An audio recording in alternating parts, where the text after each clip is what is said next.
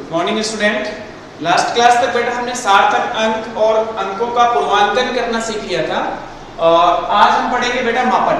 अपना last topic इस chapter का बचा हुआ मापन और उसके बाद ये चैप्टर फिनिश हो जाता है, ठीक है ना।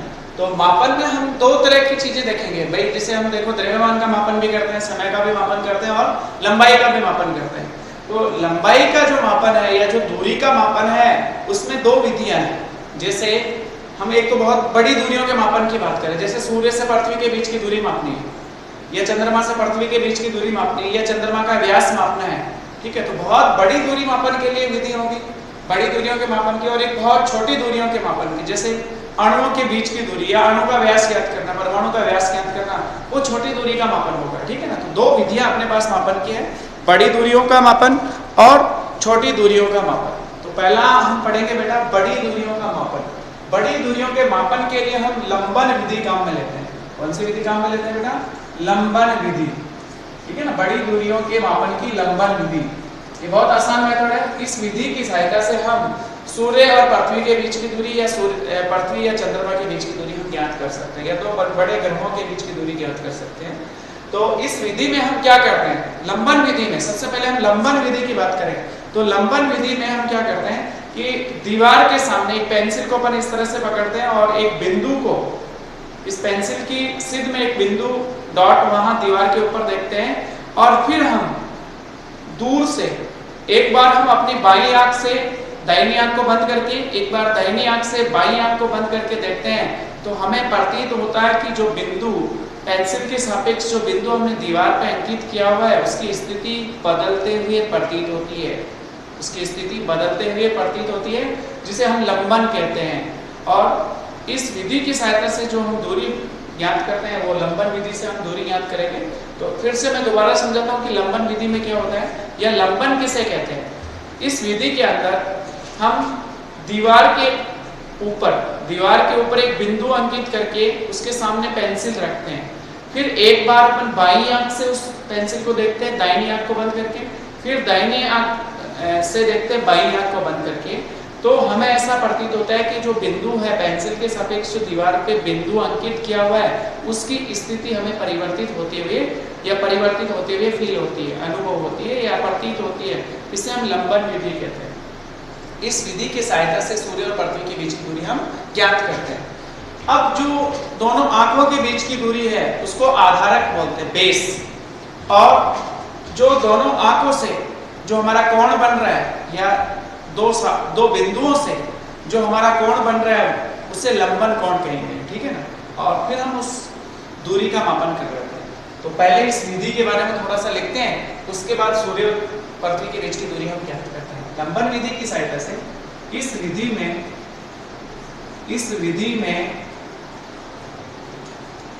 दीवार पर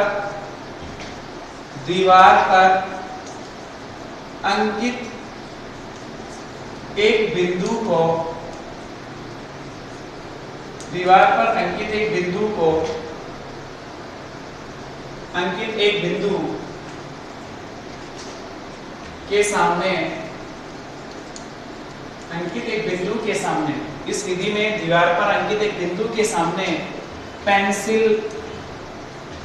पेंसिल रखकर, इस विधि में दीवार पर अंकित एक बिंदु के सामने पेंसिल रखकर एक बार बाईं आंख से दाहिनी आंख को बंद रखते हुए, दाहिनी आंख को बंद रखते हुए तथा एक बार दाहिनी आंख से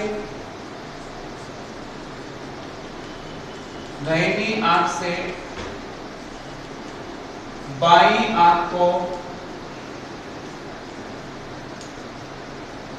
बंद रखते हुए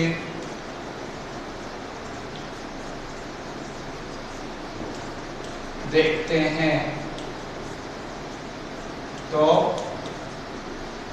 ऐसा प्रतीत होता है ऐसा प्रतीत होता है कि पेंसिल के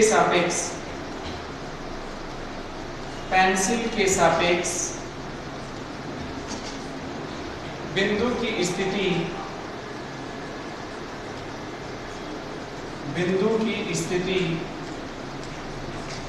परिवर्तित होती है। बिंदु की स्थिति परिवर्तित होती है। इस विधि को लंबन कहते हैं। इस मेथड को क्या कहते हैं? इसे लंबन कहते हैं। इसे लंबन कहते हैं। इसे लंबन कहते हैं। दोनों आंखों से जो बिंदु पे कोण बनता है उसे लंबन कोण कहते हैं, और दोनों आंखों के बीच की दूरी को आधारक कहते हैं। दोनों आंखों के मध्य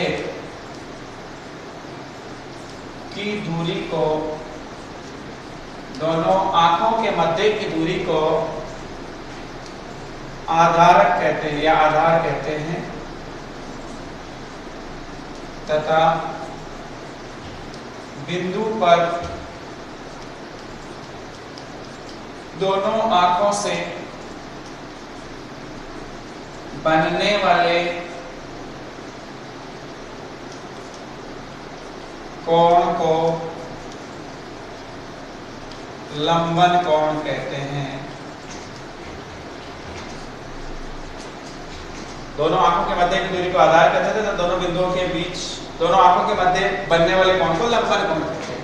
देखो मैं स्थिति बताता हूँ। जैसे मान लो ये तो विधि हो गई आपकी लंबन विधि, बहुत इजी सी है। मान लो यहाँ पे आपका सूर्य है और यहाँ पृथ्वी है, ठीक है ना? ये पृथ्वी है। पृथ्वी के व्यास के सापेक्ष दो बिंदु लेते हैं, ये स्मॉल a,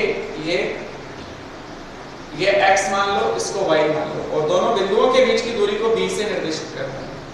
एक बार हम क्या करेंगे, यहां से इस वाले स्टेशन से सूर्य को देखेंगे, एक बार y से देखेंगे, ठीक है?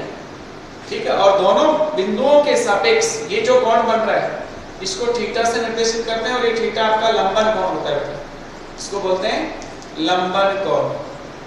और ये जो आधार है वो बहुत छोटा होगा, ये दोनों आंखों के बीच की दूरी जो छोटी होगी, हमें कैपिटल डी का मान ज्ञात करना है। लंबन विधि की सहायता से हमें कैपिटल डी, पृथ्वी और सूर्य के बीच की दूरी ज्ञात करनी है। ये सूर्य है, इसको आपने बोला पृथ्वी है, ये आपकी पृथ्वी है। तो पृथ्वी के व्यास के सापेक्ष दो बिंदुओं से एक ही समय पर, दो बिंदुओं से एक ही समय पर सूर्य को हम देखते हैं, और उसके बाद ये जो कोण बनता है लंबन कोण, इसको हम ज्ञात कर लेते हैं। लंबन कोण हमें ज्ञात करना है, पृथ्वी की व्यास हमें ज्ञात करना है, और हमें डी ज्ञात करना है। तो ये स्थिति वही हुई, एक वर्त से काटा हुआ चाप। ये मेरे चाप की लंबाई, ठीक है, ये उसकी त्रिज्या, और ये हमारा चाप कोण। तो चाप की लंबाई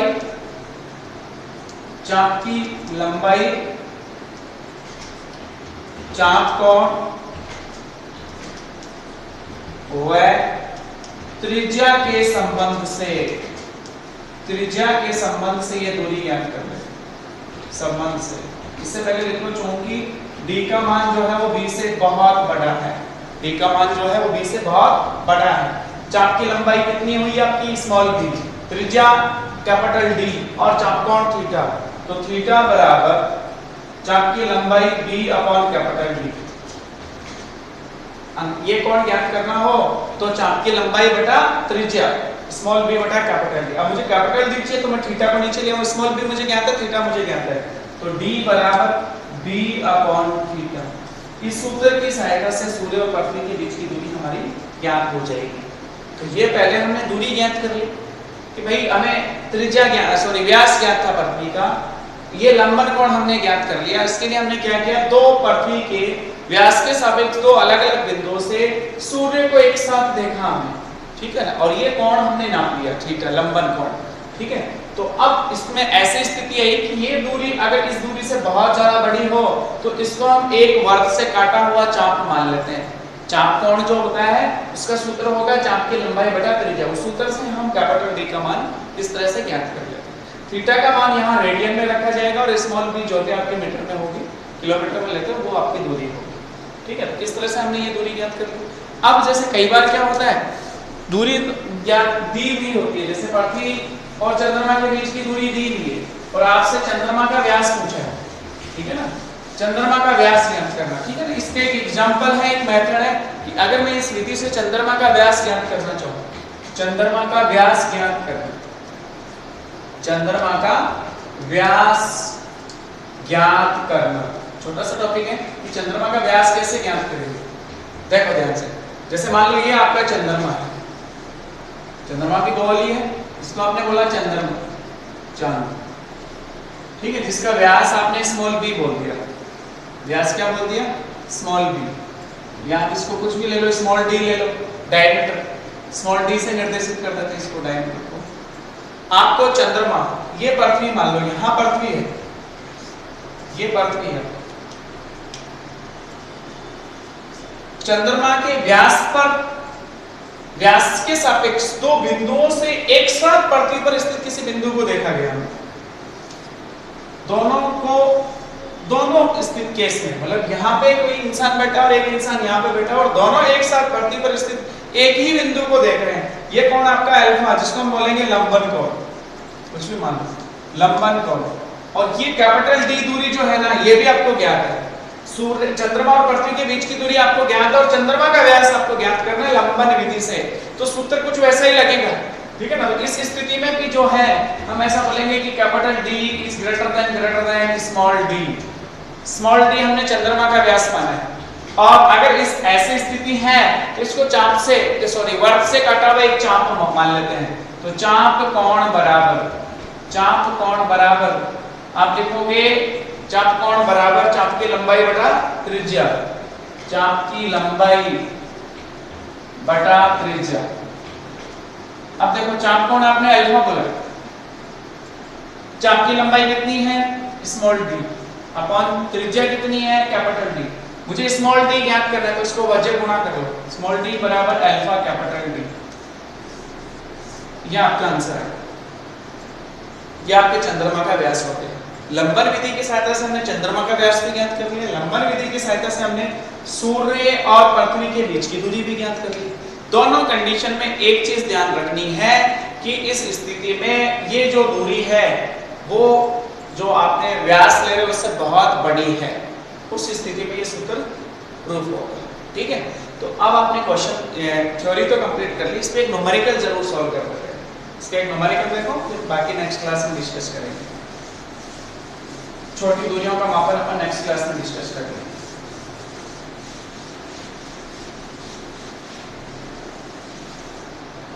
देखो एक एग्जांपल करते हैं, जैसे पृथ्वी का व्यास दिया हुआ है आपको, त्रिज्या का डबल, पृथ्वी का व्यास जो है वो त्रिज्या का डबल होता है। और क्वेश्चन यह है कि सूर्य, इसको आपने बोला सूर्य, पृथ्वी के व्यास के सम्मुख दो बिंदु, यह आपकी पृथ्वी का व्यास डायमीटर, जिसको मैं स्मॉल b से निर्देशित कर दूं, इसका मान दिया हुआ और ये वाला कोण थीटा दिया हुआ मेरे पास, और कैपिटल D मेरे से पूछा गया। देखो पृथ्वी का व्यास त्रिज्या का डबल 2 × 6400 किलोमीटर 10⁻³ इतना मीटर, ये d है पृथ्वी का व्यास, और जो थीटा है वो 1 डिग्री 54 आर्क मिनट का दिया हुआ है, और आपसे कैपिटल D का मान पूछा। ये सवाल है, इस सवाल में आपसे कुछ नहीं पूछा, आपसे ये चीज पूछी गई है मेन तो कि इसको आप रेडियन में कैसे बदलोगे, इसलिए ये सवाल दे दिया गया है। बाकी इसका कोई औचित्य नहीं है, आपको सूत्र पता है, कैपिटल D ज्ञात करने का सूत्र अभी अभी आपने निकाला था, b/θ। आप देखोगे चाप कोण बराबर चाप की लंबाई बटा त्रिज्या, तो थीटा बराबर स्मॉल b/कैपिटल D, आप सूत्र लिखोगे थीटा बराबर स्मॉल b/कैपिटल D, कैपिटल D नीचे तो थीटा अपॉन में आ जाएगा b/θ। अब ध्यान से देखो b का मान तो आपके पास ये दिया हुआ है, तो कैपिटल D बराबर b का मान 2 × 6400 × 10⁻³ मीटर में। अब आप थीटा का मान ज्ञात करोगे रेडियन में, आपके पास डिग्री और आर्क मिनट में दिया हुआ है। आपको पता है डिग्री से रेडियन कैसे बदला जाएगा, पहले इस आर्क मिनट को आप डिग्री में बदलो ये 54 आर्क मिनट जो है वो कितने डिग्री के बराबर है? हम जानते हैं क्योंकि 60 आर्क मिनट जो है वो 1 डिग्री के इक्वल है, तो 1 आर्क मिनट 1/60 डिग्री के बराबर होगा। तो 54 आर्क मिनट जो है वो 1/60 × 54 आर्क मिनट के बराबर, मतलब 54/60, 9 से कट लो, 9 6 सॉरी 6 से कट लो, 6 9 54 10, 9/10 डिग्री, 9/10 डिग्री हो गई, और 1 डिग्री आपके पास पहले से, तो टोटल डिग्री कितना हुआ 1 प्लस थीटा का मान जो है 1 प्लस 9/10 कितना डिग्री हो गया? 10 लघुत्तम ले लो, 19/10 डिग्री हो गया। अब आप इसको रेडियन में बदलोगे तो थीटा बराबर 19/10, इसको रेडियन में बदलने के लिए पाई/180 से गुणा करना होता है, पाई/180। अब कितना मान रेडियन में आ गया? अगर कुछ कट रहा है तो काट लो, बाकी ऐसे कैसे रहने दो। 19 पाई/1800, कुछ कट रहा है कि 19 ये भी कट रहा है, तो आप इस थीटा का मान रखोगे 19 पाई की जगह 3.14 रख सकते हो बटा 1800 रेडियन। अब आप इसको हल करते जाओ, आपका डी का मान मीटर में आ जाएगा। पाई को आप सॉल्व कर लेना, पाई का मान आप जो है ना 3.14 रख लेना और इसको कंप्लीट सॉल्व कर लेना। लंबन विधि की सहायता से बड़ी दूरियों का मापन हमने अच्छे से सीख लिया है, बहुत इंपॉर्टेंट है, टॉपिक पूछा जाता है कई बार। तो लंबन विधि लिखेंगे, उसके बाद आप उससे पृथ्वी और सूर्य के बीच की दूरी की बात करेंगे, फिर चंद्रमा के व्यास की बात करेंगे, और फिर ये सवाल बहुत इजी सा सवाल मैंने पूछा है, उसमें कुछ भी नहीं था। सबसे इंपॉर्टेंट था कि आपको आर्क मिनट को डिग्री में बदलना और फिर डिग्री से रेडियन बदलना, ठीक है ना। तो कई बार सवाल 1 डिग्री 54 आर्क मिनट लिखा होता है, इसके साथ आर्क सेकंड भी हो सकते हैं, तो टोटल को आप पहले डिग्री में बदलो। ये 1 डिग्री ऑलरेडी है, 54 आर्क मिनट को आप डिग्री में बदलो, प्लस उसमें ऐड करो, फिर उसके बाद उसको रेडियन में पाई/180 से गुणा करके रेडियन में कन्वर्ट कर लो, और ये मान जो है ना थीटा हमेशा रेडियन में होगा, ये इंपॉर्टेंट है। ऐसा नहीं डिग्री में है तो डिग्री में रख दिया, आर्क मिनट में दे रखा तो आर्क मिनट, वो गलत हो जाएगा, तो आपको इसको रेडियन में कन्वर्ट करके रखना है हमेशा, ये ध्यान रखना। इसलिए सवाल दिया गया था, बाकी इसका कोई औचित्य नहीं था। आज के लिए इतना ही काफी बेटा, कल हम जो है ना छोटी दूरियों के मापन की बात करेंगे। Thank you.